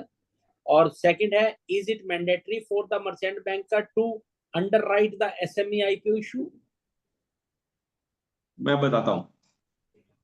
ये इक्विटी मार्केट जो है सर, इक्विटी मार्केट में कोई भी तरह का गारंटी या सिक्योरिटी हम नहीं दे सकते किसी भी इन्वेस्टर को, ना देना चाहिए, और ना लॉ चाहता है कि हम उनको भी सिक्योरिटी दें। हमारा एक ही दायित्व है, हमारा फर्ज है कि हम अच्छे आईपीओ अच्छे से परख कर अच्छी कंपनियों को इन्वेस्टरों के सामने रखें। वो अपना काम करते हैं, एनालाइज करते हैं, उनको समझ में आता है तो वो हमें इन्वेस्ट करने का वायदा करते हैं। एंकर जो इंस्टीट्यूशन इन्वेस्टर के हम एंकर में आएंगे, QIB कोटे में आएंगे, उस तरह से आएंगे, ठीक है ना। सो कोई गारंटी देने का ना तो जरूरत है और ना कोई देता है गारंटी। ये प्योर आदमी परखता है जैसे इक्विटी परखता है आदमी, ठीक है ना। दूसरा सवाल था आपका, एक बार दूसरा सवाल रिपीट करेंगे। जी sir, is it mandatory for the दो पार्ट मर्चेंट थे। Banker to underwrite the SME हाँ, IPO? 100% मैंडेटरी है एसएमई में। मेन बोर्ड आईपीओ में सॉफ्ट अंडरराइटिंग का रिवाज है। एसएमई चूंकि जैसा मैंने बताया, सेबी को, फाइनेंस मिनिस्ट्री को, सरकारों को चाहिए था कि रिटेल इन्वेस्टर का तकलीफ नहीं हो, इसीलिए उन्होंने लॉट साइज ही बना दिया और 100% अंडरराइटिंग का भी रिवाज डाल दिया। तो एसएमई आईपीओ है तो मर्चेंट बैंकर के पास बहुत जिम्मेदारी है। हम यदि इशू नहीं भरेगा तो हमें अपने पॉकेट से भरना पड़ेगा। तो 100% हमें अंडर रिटर्न इशू होते हैं सारे के सारे। Thank you sir. अब साहिल गुप्ता जी का क्वेश्चन है, sir what are the proposed enhancement in the eligibility criteria for SME IPO in future, near future? वो तो एक्सचेंज वाले बताएंगे, सेबी वाले बताएंगे।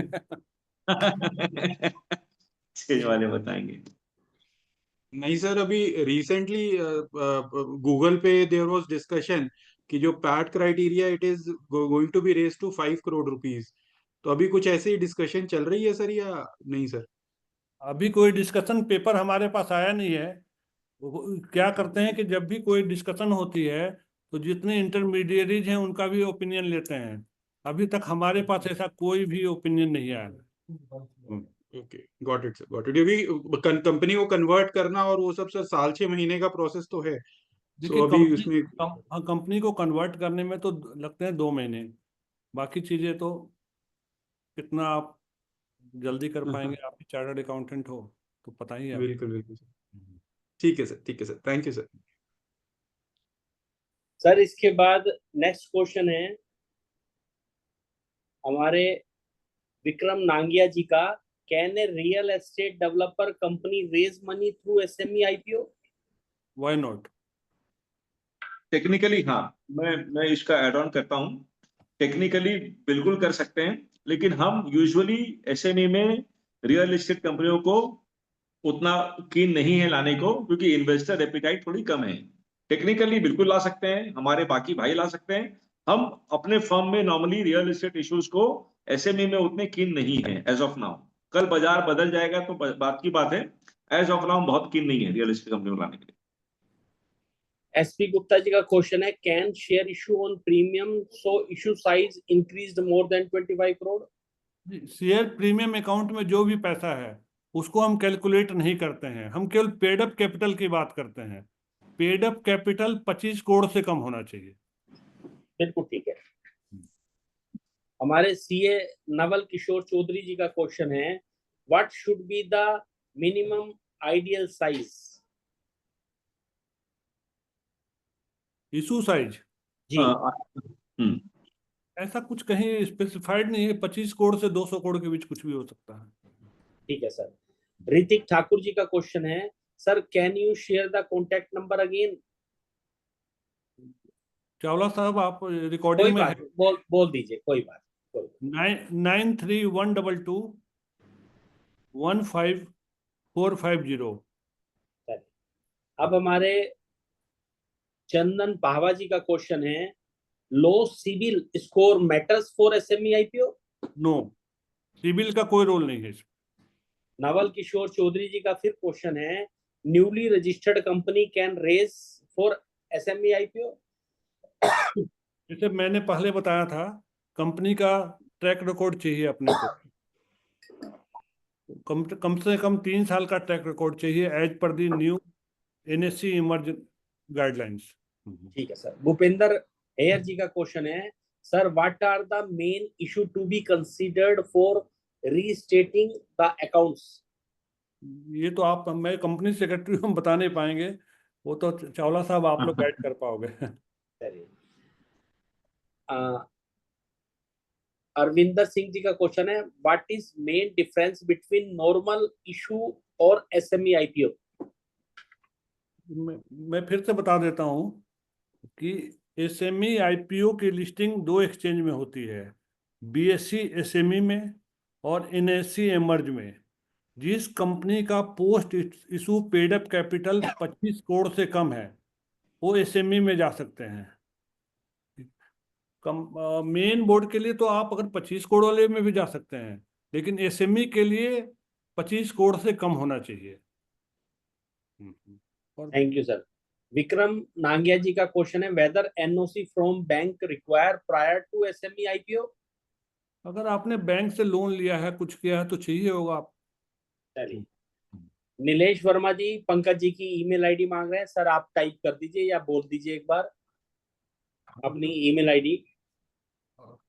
मेरी ईमेल अभी कंपनी का दे दूं मैं? चलिए कंपनी का दे दीजिए। या मैं बोल दीजिए और टाइप भी कर दीजिएगा। मैं आपसे शेयर कर दूंगा अभी ना कंपनी का। ठीक है, कोई नहीं, टाइप कर दीजिएगा। चलिए सर, नहीं तो आप महेश जी मुझसे लेना, नहीं तो हम व्हाट्सएप ग्रुप बनाएंगे, वहां पे शेयर कर लेंगे। अब हमारे ऋतिक ठाकुर जी हम डाल देंगे, कल सुबह डाल देना। हाँ डाल देंगे ना, सब डाल देंगे हम लोग कल। ऋतिक ठाकुर जी का, sir is there any checklist और process which we can show to client with timelines? कल सुबह भेज देंगे, पूरी डिटेल चेकलिस्ट भेज देंगे चावला जी, कल ग्रुप में डाल देंगे सबके एडवांटेज के लिए। हाँ सर। अरविंदर सिंह जी का, whether SME can issue raise more than 25 crore through IPO through premium? Yes, obviously yes. यानी कि जो आपका प्रीमियम अमाउंट है वो 25 करोड़ से कितना भी हो सकता है, लेकिन जो आपकी इक्विटी शेयर है, कैपिटल है, that can not increase 25 crore. Technical term, technically कहेंगे पेड अप कैपिटल 25 करोड़ से कम होना चाहिए। बिल्कुल ठीक है। ऋतिक ठाकुर जी का है, please also share the tentative cost breakup for client undertaking. ये ऋतिक जी इन्होंने कई बार बताया है, ये डिपेंड करता है क्लाइंट टू क्लाइंट, साइज का और बाकी चीजें हैं, वो आप इनसे पर्सनली या हमसे बात कर लीजिएगा। तो अब महेश वर्मा जी ने ओके और थैंक यू कर दिया है। अब मैं रिक्वेस्ट करूंगा सीए सुदर्शन दुआ जी से, जो अब vote of thanks, formal vote of thanks present करेंगे। Good afternoon all. सबसे पहले मैं राज चावला जी का धन्यवाद करूंगा जिन्होंने ये वेबिनार ऑर्गेनाइज किया। उसके बाद नारनौली में विपिन जी, अमित जी और पंकज, हम सब लोग बहुत पुराने समय से जुड़े हुए हैं। और सबसे ज्यादा धन्यवाद तो पार्टिसिपेंट्स का जिन्होंने अपना वैल्यूएबल समय निकाला।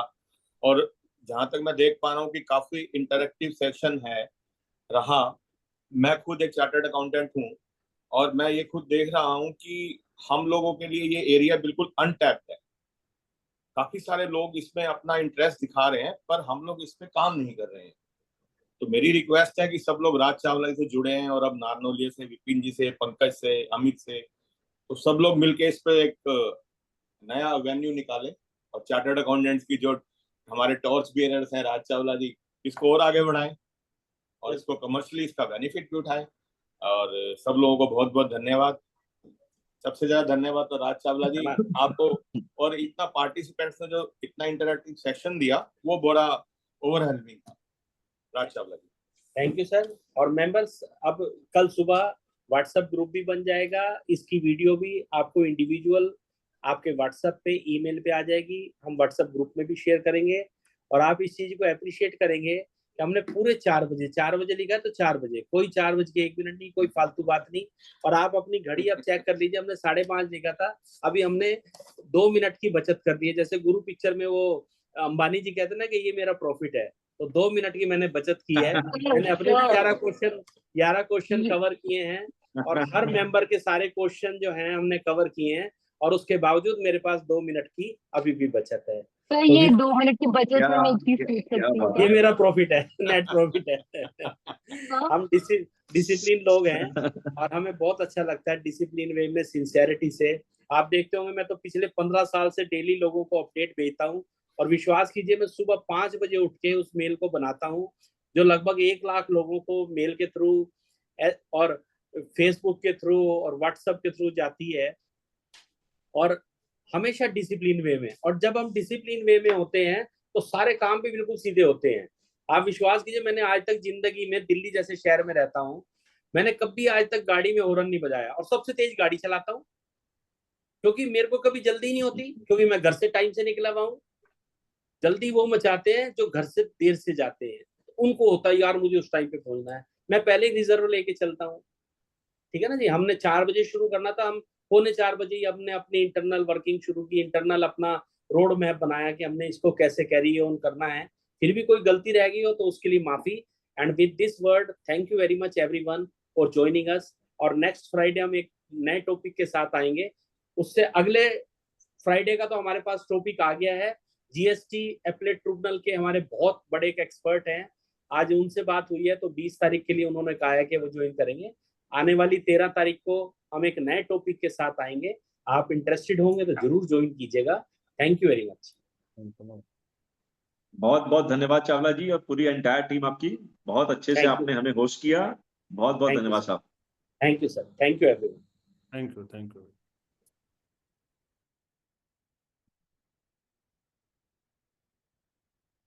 क्या राजीव, ठीक रहा? बहुत, हाँ बहुत क्वेश्चन आंसर ठीक रहा मेरा? बहुत अच्छा है ना। ये एक्चुअली में हमें करना चाहिए। क्या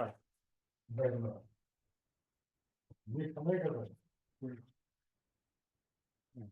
चलो ठीक है, अच्छा बहुत देखिएगा। अच्छा नहीं जी, अभी तो मैं गेट टुगेदर करूंगा 100 एक्चुअली